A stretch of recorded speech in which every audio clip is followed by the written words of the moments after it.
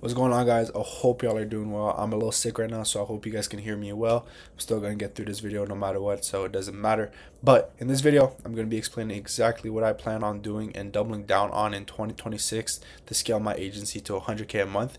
And I hope you can learn a thing or two and just take a little bit of advice from me. So have some notes ready, and without further ado, let's get in this video. So as you see this title, what I'm doubling down on in 2026 with my AI agency, and how I plan literally to just scale it to 100K a month. I know it's very ambitious, but I think I can really do it with the right people in mind, hiring the right people, which kind of brings me to my first point.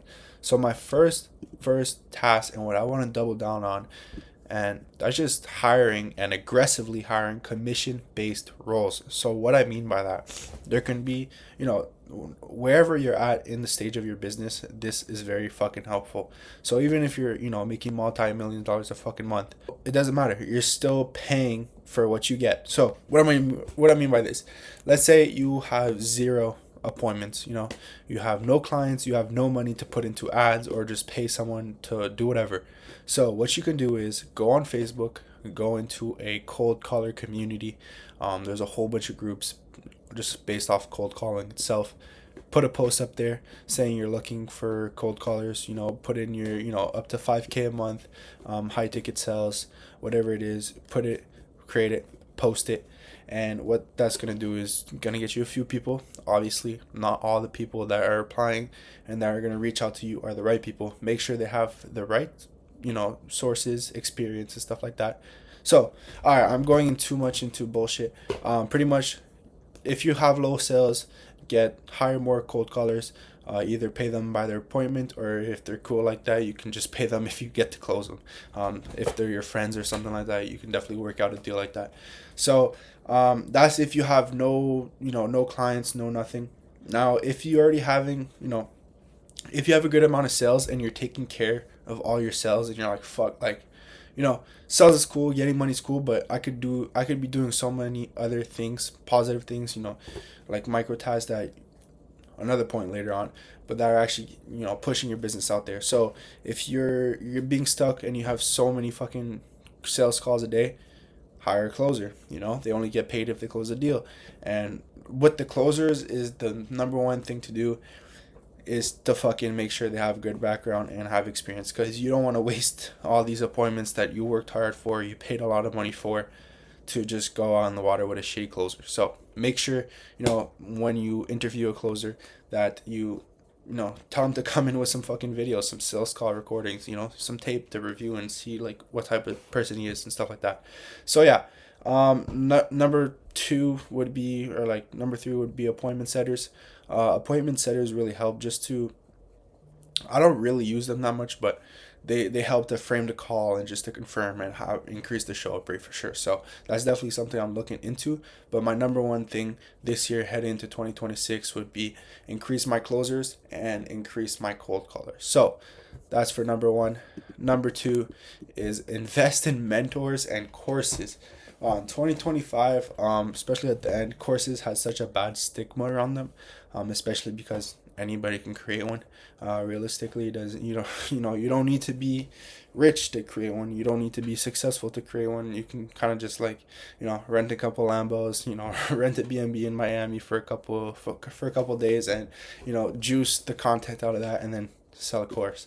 So this is my take on courses. If you're a beginner, most courses are actually going to be useful because they're going to teach you the basics, sorry. But a lot of it you can get on YouTube. But as a beginner, you usually want to get like all the things in one place and just something, a structure to follow and step by step. So courses are going to be very helpful. Now, when you go on into your business venture and just like entrepreneurial life, courses are going to be less and less effective. So what I mean by that is, number one, like Jeremy Meyer course, super expensive, but teach you insane values.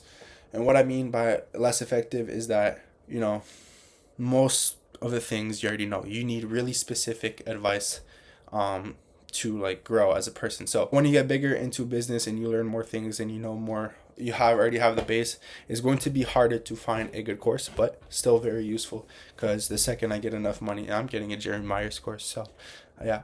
And Harmozy once said that, I don't know if he made it up or he got that quote for someone else, but the second you stop investing in your education is the second you just decide that you're okay with where you're at and you're okay with being static and not growing. So I take that quote to heart, and I'll always want to learn because you can never be too good. Now, number three, client fulfillment and scalability. I actually should have put this number one because that's the most important thing when you start off, is having good client service delivery, good client results.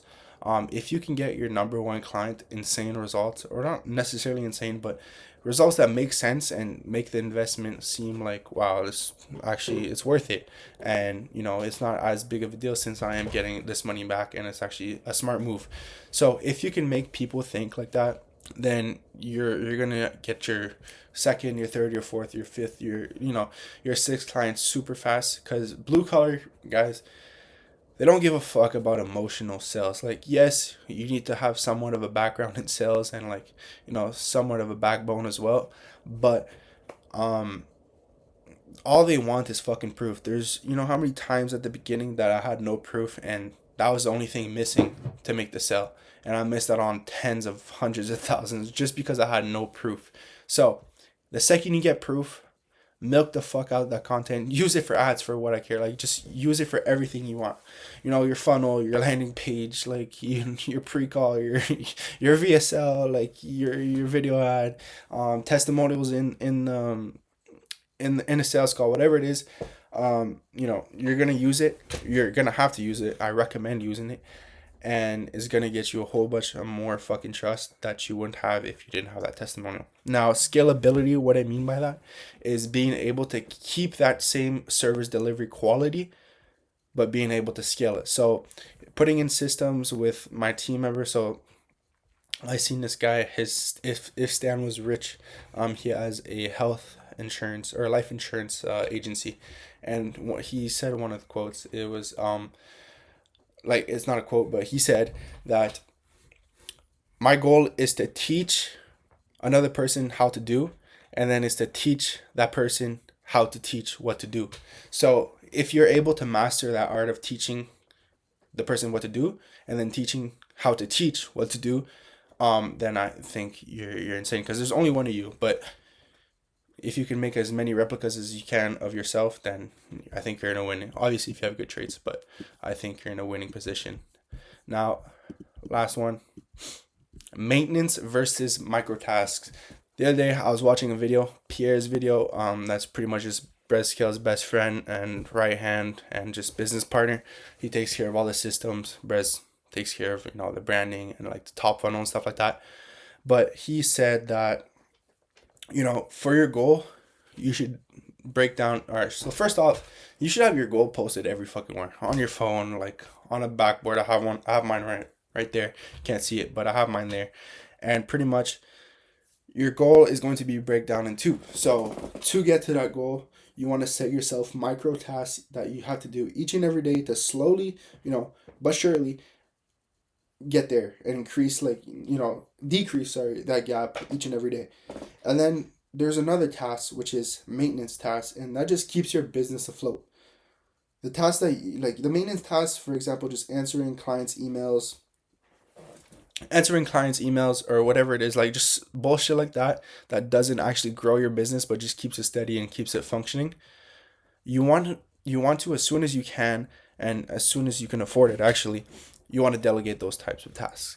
So why you want to do that is because it's actually not growing your business, right? It's not growing your business, and you want to grow your business. That's why there's so many agency owners stuck at 30K a month, because at 30K a month, if you don't start delegating, like, you cannot do more than that by yourself. Like, you probably can, but like, just to have the sane of, like, a sane mind and stuff like that, you physically, mentally cannot get past 30K a month just by yourself. You need to delegate and start, like, handing off tasks to other people. So why am I saying that? Is you should focus on that as soon as you can afford that, to delegate tasks and actually focus on the micro tasks that get you to your goal. So that's pretty much it for this video. I appreciate y'all for watching. I'm so thankful. If you made it to the end, I appreciate you. Please drop a like or a comment if you like this video. If you have any questions, either again, drop a comment, or you can follow me on Instagram and DM me on there. I'll be super glad to fucking help you, because that's what it's about. And I want to see each and every one of y'all succeed. So that's pretty much it. Thank you guys for watching, and see you in the next one.